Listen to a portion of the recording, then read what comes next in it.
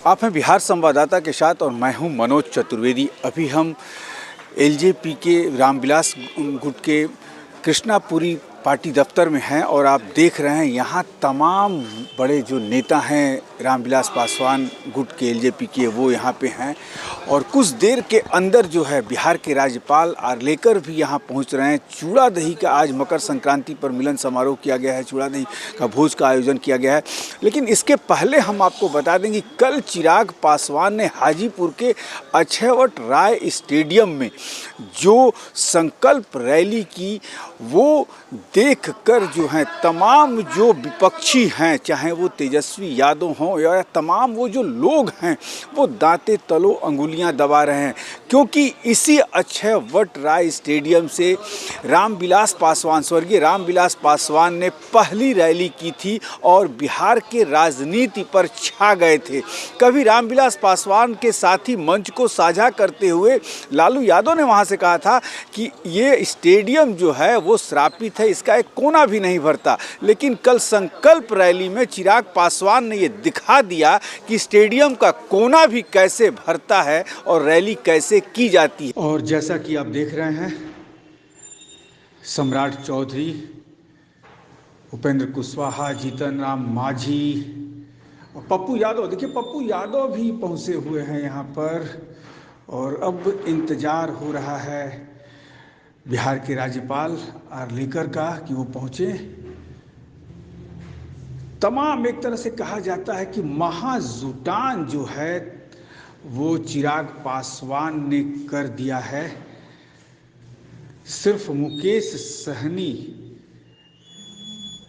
इसका हिस्सा नहीं बने हैं, मुकेश सहनी सिर्फ यहाँ पर नहीं आए हैं। और कहा जाए तो तमाम जितनी पार्टियां हैं, उसके दिग्गज जो नेता हैं, सब जो हैं आज चिराग पासवान के घर पर दही चूड़ा का भोज। एक तस्वीर और भी आपको दिखाई रहे हैं, उनकी माँ देखिए बैठी हैं, उनकी माँ चिराग पासवान की माँ एकदम चिराग के बगल में ही बैठी हैं। और देखिए तब तक ये तस्वीर आर्लेकर, बिहार के राज्यपाल देखिए पहुंच गए, बिहार के राज्यपाल पहुंच गए आर्लेकर। और देखिए सब लोग चूड़ा दही का आनंद ले रहे हैं, वो भी हम आपको दिखा रहे हैं तस्वीरें। तो आपने देखा, ये तमाम तस्वीरों को हमने कोशिश की आप तक पहुंचाने की। और आज के बाद बिहार की सियासत का जो पारा है वो निश्चित तौर पर ऊपर चढ़ेगा। भले ही कितनी भी ठंड हो, बिहार का जो पारा है गिरा हुआ है, 10 से 12 डिग्री के अंदर पारा है, लेकिन सियासत का पारा अब कल से तो निश्चित तौर पर चढ़ जाएगा। और चिराग पासवान ने कल वो रैली करके दिखा दिया है, अपनी ताकत का अंदाजा तमाम राजनीतिक पार्टी के दिग्गजों को बता दिया है। रैली को देखते हुए यहाँ के विपक्षियों की नींद उड़ी हुई है। उड़नी स्वाभाविक भी है, विपक्षियों की भी नींद उड़नी स्वाभाविक है, कई ऐसे लोगों की भी नींद उड़नी स्वाभाविक है जो वहाँ से दावेदारी पेश करते हैं। हकीकत है कल हाजीपुर में एक अपार जनसैलाब था जो अप्रत्याशित रहा है।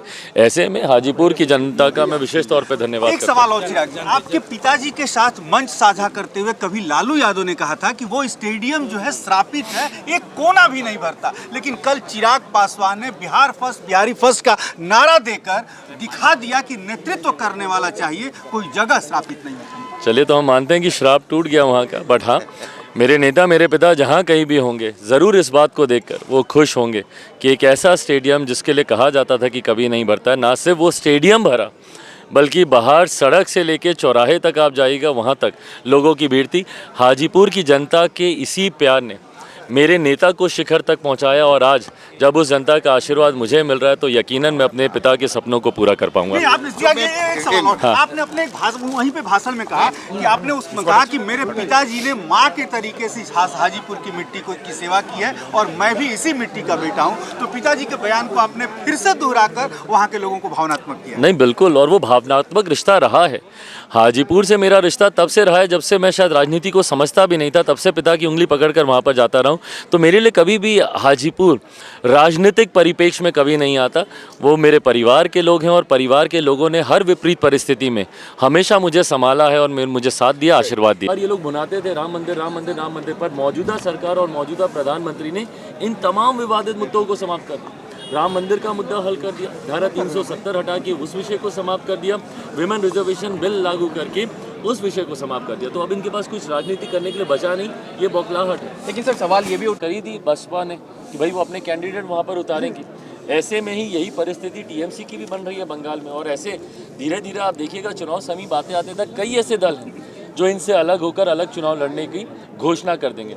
ऐसे में मुझे नहीं लगता कि चुनाव तक ये गठबंधन ही एक साथ रहेगा, एक साथ मिलकर चुनाव लड़ना तो दूर की बात। एनडीए गठबंधन में सब ठीक है, एनडीए गठबंधन में सीट शेयरिंग तय समय पर हो जाएगा क्या? चिराग पासवान की कितनी उम्मीद है सीटों को लेकर? भाई बिल्कुल हो जाएगा, क्योंकि हम लोग कर चुके हैं इसको पहले भी। 14 में भी हम लोग कर चुके हैं, 19 में भी हम लोग कर चुके हैं, 24 में भी उतने ही एमिकेबली, उतने ही सहज तरीके से हम लोग 24 में भी सीटों का बंटवारा हो जाएगा, ये विश्वास है हमारा। कितने सीटों की मांग है चिराग पासवान की? भाई अब ये तो आप जानते हैं कि हम गठबंधन धर्म की मर्यादा को तोड़ेंगे, कोई भी संख्या पहले बताए, पर गठबंधन के भीतर चर्चा चल रही है इस बात को लेकर, और मुझे लगता है बहुत जल्दी साझा तरीके से तमाम एनडीए के घटक दल एक साथ आकर ना सिर्फ सीटों की संख्या बताएंगे बल्कि कौन कौन सी सीटों का चयन किया गया उसकी। तो ये थे चिराग पासवान, जिन्होंने कहा कि हाजीपुर से उनका भावनात्मक रिश्ता है और कल संकल्प रैली के माध्यम से उन्होंने ये दिखा दिया कि नेतृत्व करने वाले की कमी है बिहार में। यदि नेतृत्व करने वाला मिले तो बिहार की जनता उसके साथ चलने के लिए तैयार है। अब देखना है कि 2025 में यही चिराग पासवान जिस तरीके से नीतीश कुमार को तीसरे नंबर पर पहुंचा दिए थे, क्या इसी नेतृत्व में चिराग पासवान एनडीए के साथ मिलकर बिहार की सत्ता पर सत्तानशीन होते हैं या नहीं, इस पर भी नजर रहेगी। कैमरामैन प्रेम के साथ मैं मनोज चतुर्वेदी, पटना।